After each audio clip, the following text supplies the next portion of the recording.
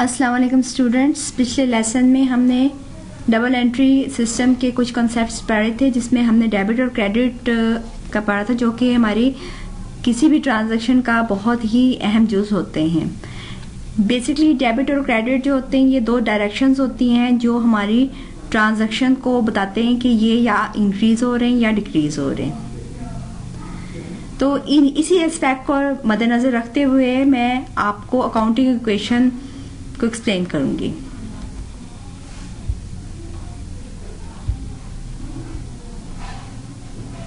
The basic accounting equation is assets is equal to liabilities plus owners equity shareholder equity। इसमें ये basic equation है। इसी equation को मद्देनजर रखते हुए जो है हम बैलेंस शीट भी डेवलप कर लेते हैं। लेकिन क्योंकि आप इनिशियल स्टेज पे हैं, आपने अभी अकाउंट्स को अपने माइंड में कॉन्सेप्ट्स को डेवलप करना है, इसी वजह से ये बेसिक जो एक फॉर्मेट सा है, इसको आपने मेमोराइज कर लेना है। Assets is equal to liabilities plus stock holders equity. Stock holders equity basically वो पैसा होता है जो ओनर जब अपना बिजनेस स्टार्ट करता है उस टाइम लेके आता है बिजनेस में, वो वाला पैसा होता है। नेक्स्ट इज, अब इसके डिफरेंट जो है सिनारियोज हम पढ़ेंगे। जब बिजनेस में हम पैसा लेके आते हैं सिचुएशन, देखिए इसमें बताया गया कि जो मिस्टर असलम हैं वो मॉडर्न एंटरप्राइज के ऑनर हैं। वो 1 लाख रुपया जो है बिजनेस को स्टार्ट के टाइम लेके आए हैं। तो हमने वो उसी बेसिक अकाउंटिंग इक्वेशन को मद्देनजर रखते हुए हमने इसको समझना है कि assets is equal to liabilities plus equity. लेकिन इस सिचुएशन में सिर्फ एक ये एसेट्स हैं और ओनर्स इक्विटी। एसेट्स यानी कि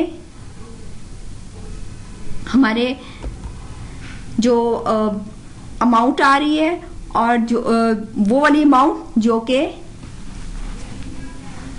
कौन लेके आ रहा है, जो हमारा ओनर लेके आ रहा है, कंपनी का मालिक। तो हमने इस ट्रांजैक्शन का दोनों साइडों पे 2 साइडेड इफेक्ट को शो करना है। अब अपने माइंड में 2 साइडेड इफेक्ट को आप समझें कि आप खुद एक ओनर हैं। देखिए, आप पैसे लेके आए हैं 1 लाख से, ये एसेट्स इंक्रीज हो गया, दूसरी साइड पर ये कैपिटल इंक्रीज हो गया हमारा 1 लाख से। Simple transaction. अब इसमें दूसरी जो हमारा केस है, इसमें हमने परचेजिंग प्रॉपर्टी फॉर कैश 50,000 का जो है वो मालिक ने, जो कंपनी का मालिक था, उसने 50,000 का उसने कहा कि चले मैं फर्नीचर भी परचेज कर लेता हूँ या कोई प्रॉपर्टी वगैरह परचेज कर लेता हूँ। ठीक है, हमने उस का 50,000 से हमने अब इस ट्रांजैक्शन को शो करना है। जाहिर सी बात है, जब हमने कोई चीज परचेज करते हैं तो उसका जो दूसरा एस्पेक्ट होता है वो ये होता है कि पैसा हमारे पास से जा रहा होता है। यानी कि हमने एक एस्पेक्ट को शो, यानी कि जो कैश डिक्रीज हो रहा है उस एस्पेक्ट को भी शो करना है, और जो हमारा एसेट आ रहा है उस एस्पेक्ट को भी शो करना है। अब इसमें एसेट और इज इक्वल टू इक्विटीज, इसमें कैश जो है हमारी इस साइड से कम हो रहा है 50,000 से, और एसेट जो है इंक्रीज हो रहा है बिल्डिंग की फॉर्म में, यानी कि प्रॉपर्टी हमने परचेज की है, तो ये 50,000 से हमने इसको ऐड का इफेक्ट शो कर देना है। अब 2 किस्म की ट्रांजैक्शन होती है, परचेजेस होती हैं। एक तो कैश पे हम परचेज कर लेते हैं और एक क्रेडिट पे। क्रेडिट पे ये होता है कि हम कर्जा ले लेते हैं किसी बंदे से भी, ABC बंदे के नाम, यानी कि कोई हम सोच लेते हैं कि जी ABC नाम का कोई बंदा है और हमने उससे जो है क्रेडिट पे पैसे ले लिए कि वो हमें वादा करता है कि भाई इतने अरसे बाद इतने पैसे दोगे तो मैं तुम्हें वापस, यानी कि तुम्हें मैं इतना डिस्काउंट दूंगा, ये इस तरह, यानी कि लेन देन जो होता है हमारा। इसमें यह है कि ऑनर ने मर्चेंडाइज परचेज की है 20,000 की क्रेडिट बेसिस पर। अब इसमें कैश बेसिस का जिक्र नहीं, क्रेडिट बेसिस। जहां कैश का वर्ड नहीं लिखा होगा वहां पे हम समझेंगे कि ये कैश ट्रांजैक्शन है, लेकिन यहाँ पे क्रेडिट का वर्ड यूज, वहां उसको हम क्रेडिट ट्रांजैक्शन की तरह ट्रीट नहीं कर सकते। अब आप दिमाग में अब खुद एक स्केच बना लें कि हमारे पास क्या होगा कि यानी कि हम क्रेडिट पे हम किसी से कर्जा लेकर जो है किसी कर्जे के बेस पे अब हम मर्चेंडाइज लेके आ रहे हैं 20,000 की, तो पैसा एक तरीके से हमारे एक साइड से जो है माइंड के एक साइड पे ये बोझ सा होगा, टेंशन होगी कि जी हमारा जो है पैसा जो है जा रहा है। तो हमारे एक तरीके से वो अकाउंट्स जो हमने किसी को पैसे देने हैं, वो हमारे जिन लोगों को हमने पैसे देने हैं वो हमारे अकाउंट्स पेबल हैं यानी कि क्रेडिटर्स हैं। जब परचेजेस होती हैं तो हमारे अकाउंट्स पेबल क्रिएट होते हैं। अब इस क्वेश्चन में भी इसी तरह हुआ है कि 20,000 रुपए की जो है हम उसको उससे इंक्रीज कर देंगे एसेट साइड पर, और अकाउंट्स पेएबल भी क्योंकि हमारे क्रिएट हो रहे हैं इस वजह से, तो दूसरे एस्पेक्ट पे हमने अकाउंट्स पेएबल को 20,000 से इंक्रीज कर देना है। अब यही जो है मर्चेंडाइज, अब उन्होंने इसमें लिखा हुआ है कि हमने 10,000 की जो थी वो कुछ मर्चेंडाइज जो हमने सेल आउट की है with a profit of 10% on sale. अब स्टूडेंट्स आपने हमेशा ये बात माइंड में रखनी है कि जितने पैसे जो है हमारे प्रॉफिट में होंगे वो हमेशा हम कैपिटल में ऐड करेंगे उसका एस्पेक्ट, यानी कि प्रॉफिट जो है हमेशा कैपिटल में ऐड होगा। लेकिन हमने अब इस चीज को भी मेंशन कर दिमाग में रखना है कि अब ये हमारी दो साइड्स की ट्रांजैक्शन है, अब हमने इसको किस तरह डील करना है। बहुत ध्यान से और बहुत समझ के ये चीज सुन लें। देखें 10,000 जो था हमारा, इसके ये हमारे अकाउंट में से सेल हमने अपने इस 10,000 की सेल की, यानी कि मर्चेंडाइज हमने सेल किया, तो जाहिर सी बात है 10,000 की हमने जो चीज बेची है उसके जो हमें पैसे मिले 10,000 मिले, उसमें से जो हमारा था हमने अब प्रॉफिट इसमें से देखें उन्होंने कहा है 10% प्रॉफिट। अब जो हमारी सेल अमाउंट है इसमें हमें 10,000 का 10% ले लेंगे तो ये 1,000 बच जाएगा।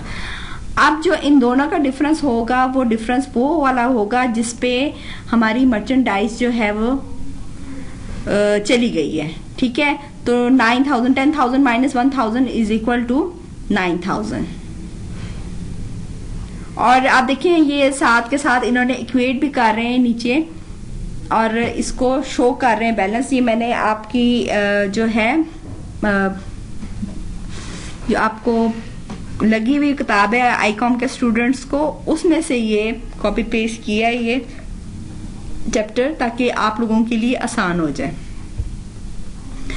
अच्छा जी, एक्सपेंसेस खर्चा करते हैं कि खर्चे हमारे किस तरह होते हैं, जैसे कि कोई इलेक्ट्रिसिटी बिल, सुई गैस का बिल पे कर दिया, ये जो है हमारे एक्सपेंसेस में कैलकुलेट होंगे। अब हमारा एक्सपेंस जो है बेसिकली हमारे पैसे कम को कम कर रहा है, पैसे जो है हमारा एसेट है, तो जस्ट सी कि 500 से हमारा कैश डिक्रीज हो रहा है और डेफिनेटली ये पैसे हमने अपने जो हमारे पैसे कैपिटल में पड़े हुए थे उसमें से पे किए हैं, तो हम इसकी दूसरे एस्पेक्ट को हम एक साइड पे कैश में से डिक्रीज करेंगे, दूसरा कैपिटल में से डिक्रीज करेंगे।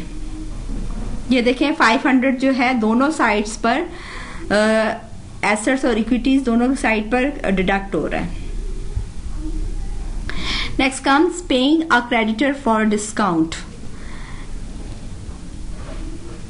Now see paying a creditor for discount, इसमें creditors were paid of 9,500 for full settlement of their claim ₹10,000, यानी कि जो उनका अकाउंट्स पेएबल जो थे हमारे 10,000 के थे, उन्होंने कहा कि इतनी डेट तक आप दे देंगे तो ठीक है, वरना फिर उसके बाद आपको फाइन है, इससे पहले दे दिया तो हम आपको डिस्काउंट देंगे।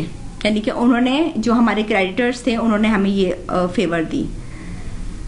अब क्या है कि हमने, या जाहिर है ये फेवर हमें मिल रही है, हमारी कंपनी को मिल रही है, तो आप देखें दोनों का डिफरेंस जो है वो 500 की जो हमारे 500 को एक तरह का प्रॉफिट ही है, तो हम 500 को ऐड कर देंगे अपने कैपिटल में, और अकाउंट्स पेएबल क्योंकि उसमें हमारे सेटल किए गए थे किस पे 10,000 पे सेटल किए गए थे, लेकिन हमने 9,500 जो है अपने क्रेडिटर्स को पे ऑफ कर दिया है। यानी कि क्रेडिटर्स का तो हमने कहा था उनके साथ हमारी सेटलमेंट हुई थी कि अगर हमने टाइम से पहले पेमेंट कर दी तो हम आपको इतना, यानी कि उन्होंने हमें कहा था कि हम आपको इतना डिस्काउंट देंगे, तो 9500 उनको पे कर दिया।